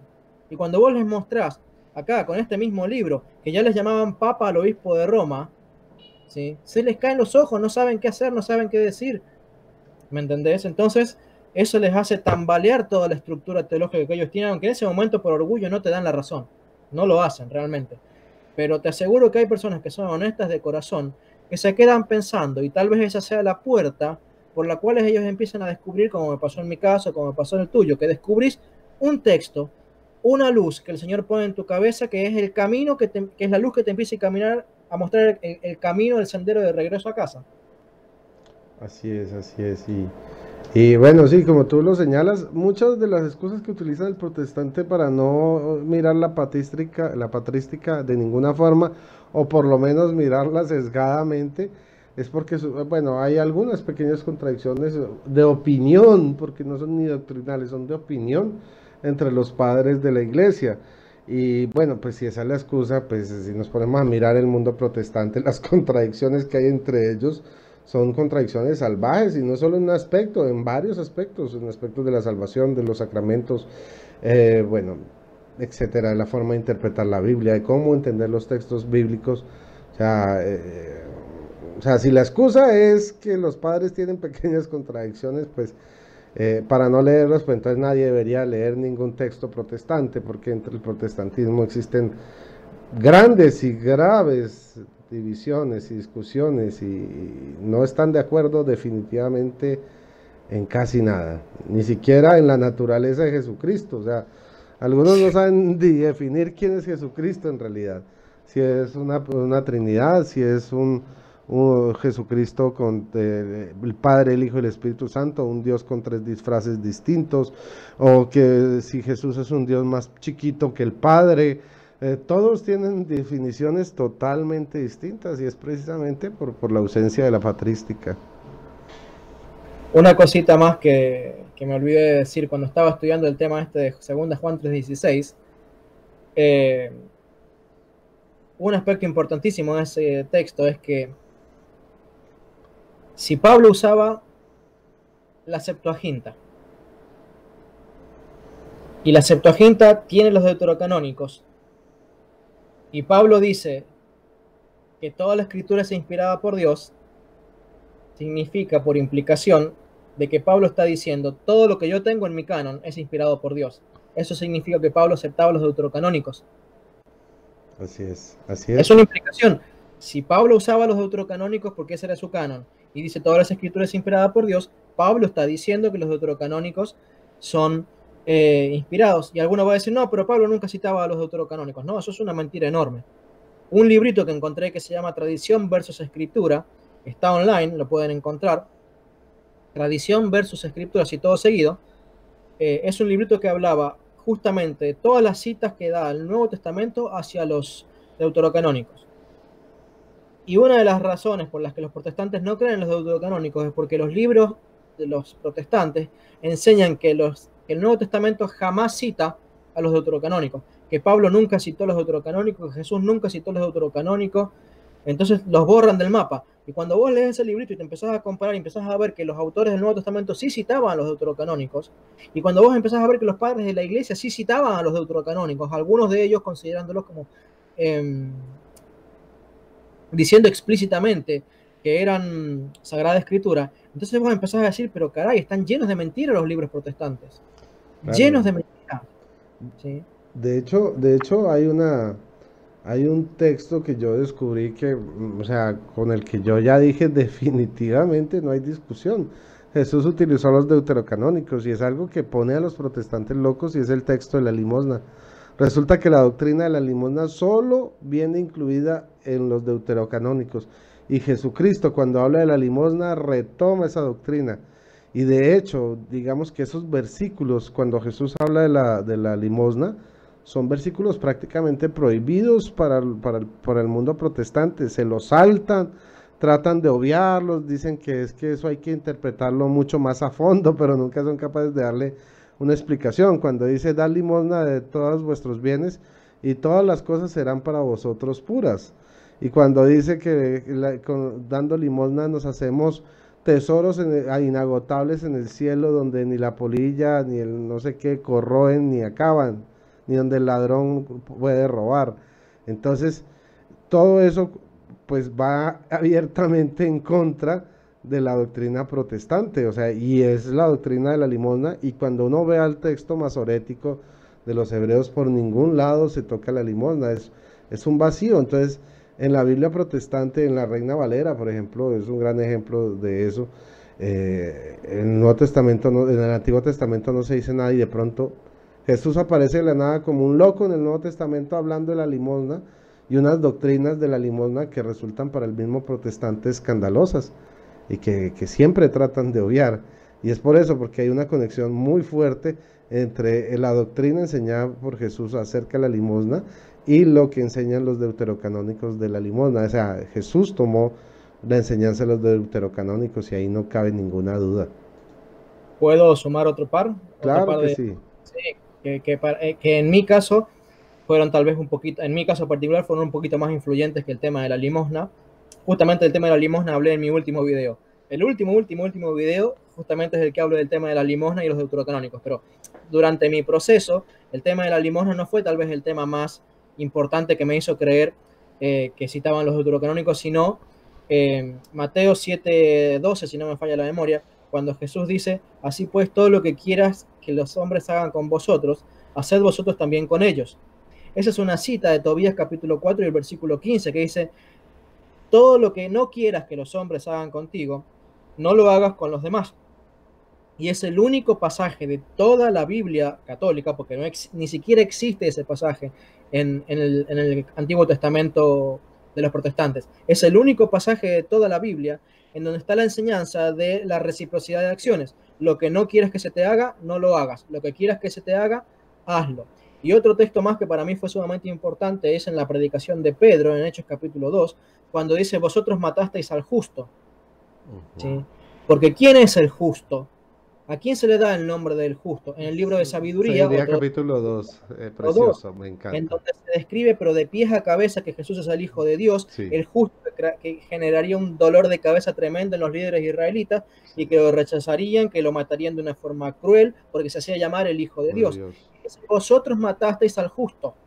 Eso es una profecía o sea, Pedro en su propia predicación está predicando. Es más, o sea, ahí dice que ellos en el momento, o sea, dirán, pongámoslo a prueba a ver si Dios a verdad lo rescata, o sea, si en verdad es el Hijo de Dios, que venga Él y lo salve. Y esas palabras fueron las que se nombraron la gente cuando Jesús estaba ahí crucificado. Si en verdad es el Hijo de Dios, que venga y lo salve.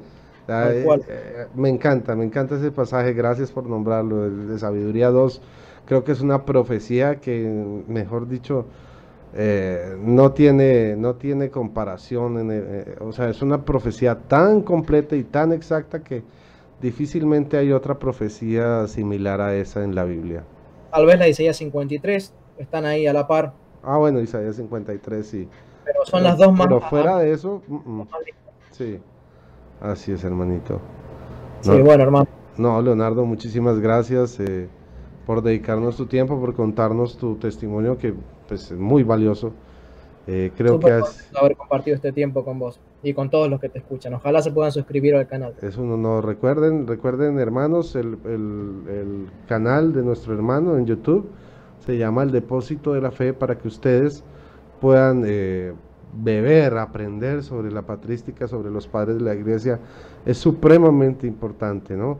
No quedarnos solo en el aspecto de la Biblia. Es muy importante la Biblia, es un elemento central de nuestra fe.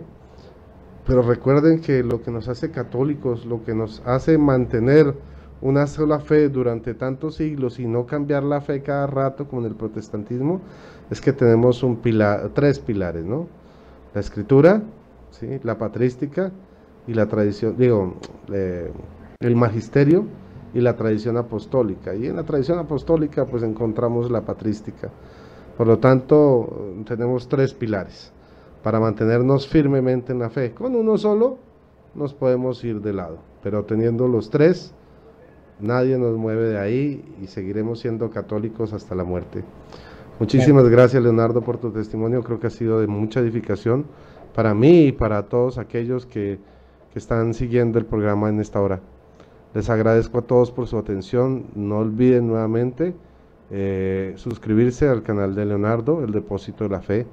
Es necesario, es urgente que también aprendamos patrística, porque nuestros padres de la iglesia nos enseñaban cómo interpretar correctamente la escritura, fuera de los delirios, de las imaginaciones que surgen en el mundo protestante por la combinación de la sola escritura y la libre interpretación de la Biblia, que son dos mentiras del diablo espantosas, y de ahí nacen o reviven todas las antiguas herejías y se mezclan unas con otras. Entonces, si quieres una fe fuerte, fundamentada, recurre a la patrística. Muchas gracias a todos por su atención. Feliz fin de semana. Si te gustó el video, dale like y compártelo. Bueno, que viva el Señor, que viva Cristo Jesús, que viva María Santísima, que viva Cristo Rey. Amén. Bye, bye.